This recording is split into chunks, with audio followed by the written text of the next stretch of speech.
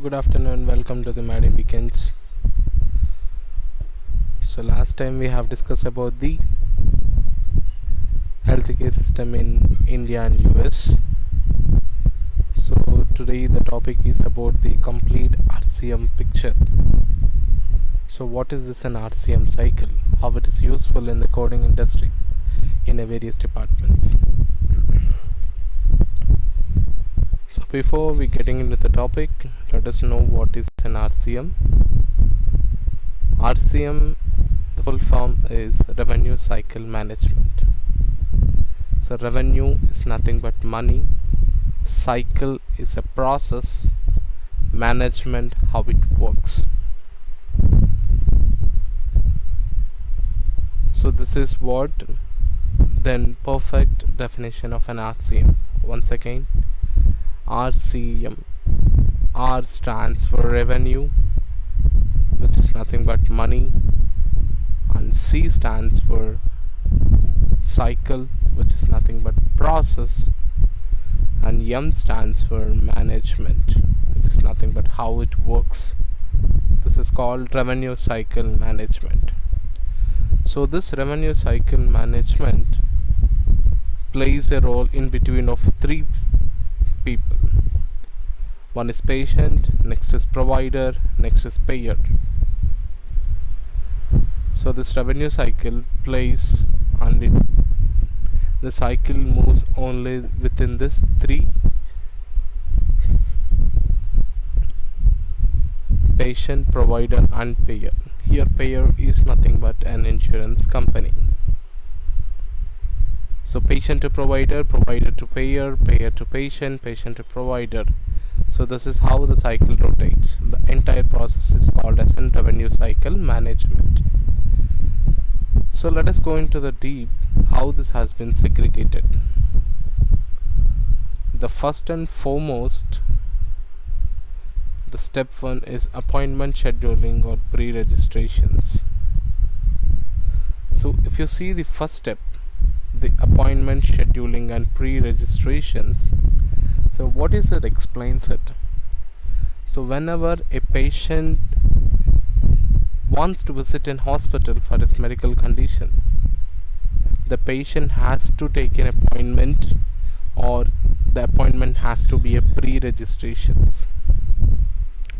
Without taking an appointment, the patient is not allowed to go for hospital. 100% the appointment has to be taken, or the appointment can be taken as a pre-registrations. So when you use the term pre-registration, it is nothing but through a phone call or text messages or a email conversations.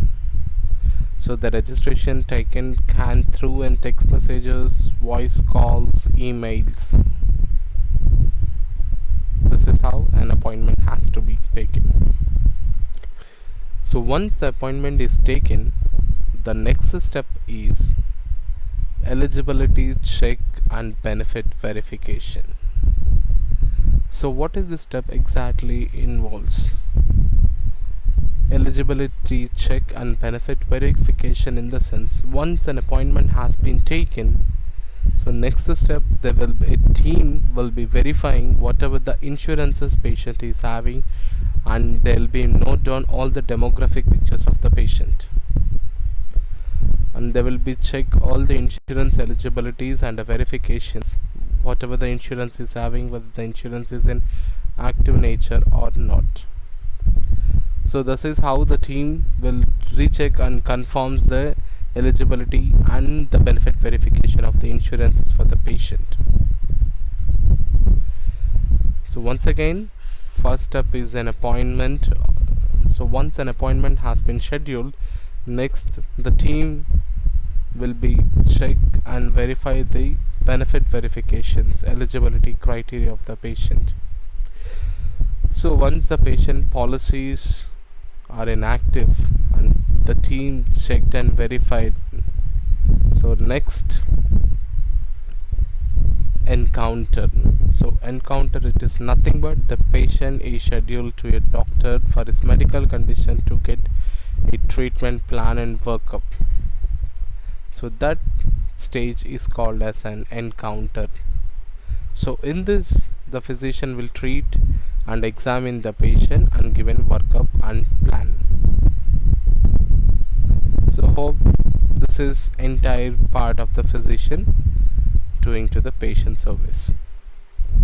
So once this encounter has been done, the next following step, medical coding.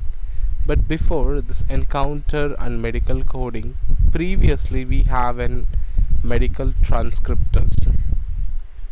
Means when the physician is doing the service, he will be narrating the service, so there a transcriptor plays a role in making the medical records. But now the medical transcriptor generation has been terminated. No more the medical transcriptors are involved in the series of an RCM, in the cycle of an RCM, because we got any number of voice modulations generation changed. So however, if the physician is narrating, so there is an voice modulator techniques which encounters the voice and narrates into a medical chart in a data transcriptors. Just a voice recording can convert into the data transcriptors. That is a role directly we are getting into the medical charts. So there is no more to play the medical role as in transcriptors.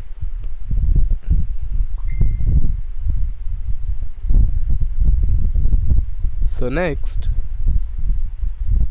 medical coding team. So medical coding team plays a major role in building the medical charts. So what exactly the team does? So medical coding team will work with the particular medical records. So they will be build coding as appropriate ICDs, CPTs and respective modifiers to the chart. So coding team will have a various separate set of an areas, whether this some people belongs to an evaluation and management, and some people belongs to an surgery, some belongs to radiology, some belongs to pathology, some belongs to epics. So this is how a medical coding team is segregated into different various specialities to their respective categories. So each and every team will be working with their own specialities, and they will be building with an appropriate ICD, CPT and modifiers to the respective claims, respective charges. So once the team has been submitted through a software, how it works in the backend, let us see. So once the medical coding team works with their own medical charts, once they process the claim, so next a demo or a charge entry team will comes into the payroll. So how this demo or charge entry works? This team will work on the demographics of the patient and the charge entry. So this particular demo charge entry team, just they will be pasting the patient demographics, patient name, age, sex, and charge entry team will be working on the whatever the ICDs, modifiers, CPTs built by the coding team, they will be generating in a claim form. So this both demographic team and the charge entry team, they work together to form a claim form with all the respective details. So once the claim form is generated by the charge entry team, next process is the claim submission. So what is this claim? Claim, it can be an electronic paper form which contains all the patient details, insurance details and all the services built on the particular DOS with respect to ICD, CPT, modifiers, patient insurance details, patient demographic details, and the provider details, everything it will be generated in a paper electronic form. That is nothing but a claim form. So once the claim has been generated and submitted, so what exactly happens here? Once the claim has been submission, it will not reach directly to the insurance. So in between there is a clearing house which plays a most important role in rejecting and transferring the claims. So clearing house is usually reject the claims on basis of edits or rejections like missing modifiers, inappropriate ICD codes. Not only a coding part, coming to the billing side, patient insurance ID is incorrect, patient name is an incorrect, insurance details are incorrect, patient policies are not active in nature. So clearing house will check each and every part of the claim details. So if the clearing house passes the claims, then it will reach to an insurance company.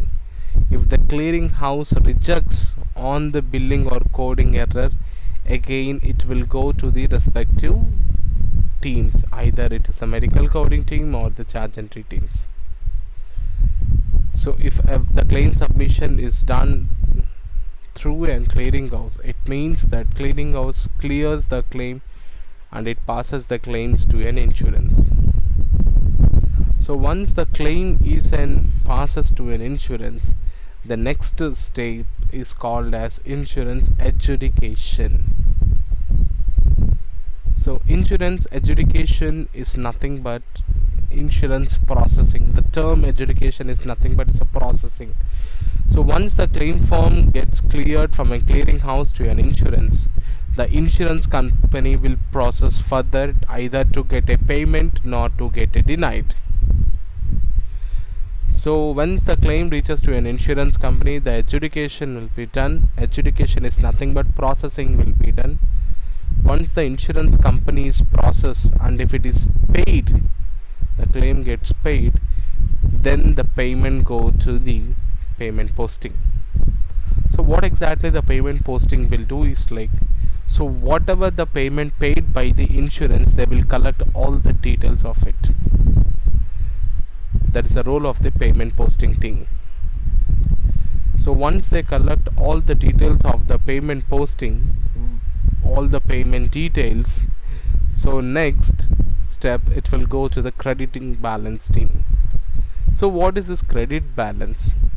Credit balance is basically nothing but a team will be checking whether the payment has been overpaid or underpaid. It means that sometimes there is an insurance will paying an overpaid or less paid.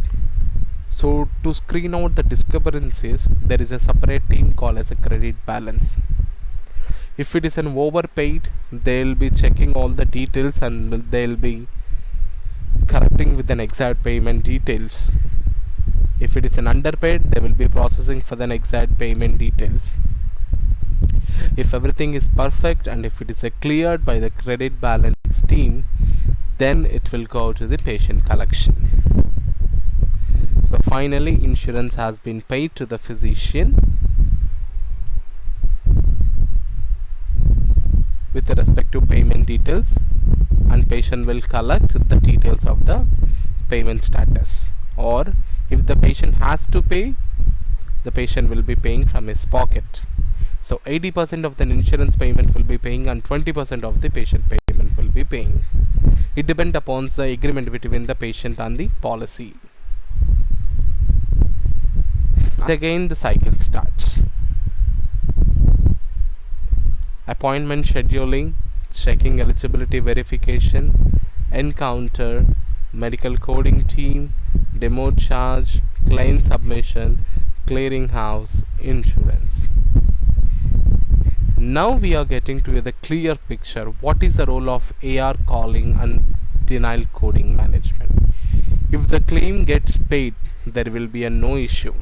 If the insurance denied the claim on the basis of coding or a billing point, the real work starts here.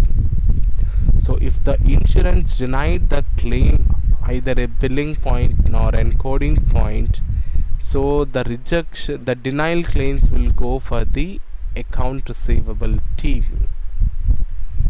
So what this account receivable team will do exactly?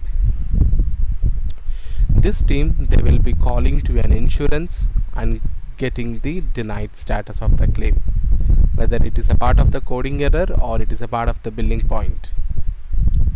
So they will be working on the denied claims and by calling an insurance to get the claim status. What is the denial status of the claim? So once they collect all the information, so once the account receivable team collects all the information of the denied claim status, if it is a coding part, then they will be segregating into the all the accounts related to the coding, denial coding, they will be segregating into the denial management team. So here we should be very clearly understand the role of the denial coding management. So once we receive the information from an account receivable team on the particular denial on the coding part, the denial coding team will have to be work accurately on the perfect coding denial to get a resolution for the payment. So here the denial coding team, what the coders will be doing, they will collect the information from an account receivable team and they will be cross checking with an EOB, which is nothing but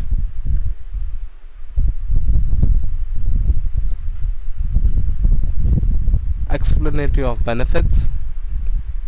So that EOB consists all the complete information, the paid details and the denied details with respect to denial codes.